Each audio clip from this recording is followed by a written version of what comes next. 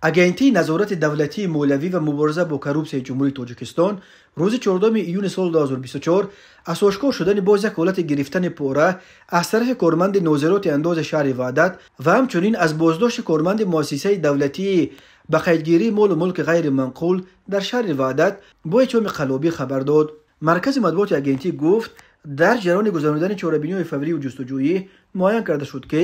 Саидзода аз 16 феврали соли 2022 то ин ҷониб дар вазифаи мутахассиси шӯъбаи ташкили андозбандии шахсони воқеии нозироти андози шаҳри ваҳдат кор карда, дар давраи фаъолияти кӯрияш қасдан ва бо мақсади ба даст овардани фоидаи муфт моҳи апрели соли 2024 аз шаҳрванд А барои омода карда додани маълумотномаи оиди қарздор намудани падараш аз андози замин маблағи 4000 сомониро ба сифати пора талаб кардааст. ғайр аз ин гуфта мешавад, дар иттилоъе нашр шуда, Саидзода кирдори ҷинояткоронаи худро идома дода, худи ҳамон вақт дар ҳамшарикӣ бо сардори шӯъбаи ҳуқуқ ва кадрии ба қайдгирии молу мулки ғайриманқул дар шаҳри ваҳдат Рабизода аз шаҳрванд А барои омода намудани як қатор ҳуҷҷатҳои муайянкунандаи ҳуқуқи истифодабарии замин маблағи 7200 сомонӣ талаб намуда, дар натиҷа Саидзода ва Рабизода зимни гирифтани ин миқдор маблағ аз шаҳрванд А дар ҳудуди шаҳри ваҳдат аз тарафи кормандони агентӣ дастгир карда шуданд. дар робита ба ҳолати мазкур нисбат ба Саидзода бар асоси моддаҳои 319 ва 247 қисми 2 бандҳои В Г кодекси ҷиноии ҷумҳурии тоҷикистон бо иттиҳоми гирифтани пора ва қаллобӣ ва нисбат ба Рабизода бар асоси моддаи 247 қисми 2 банди В Г кодекси ҷиноятии ҷумҳурии тоҷикистон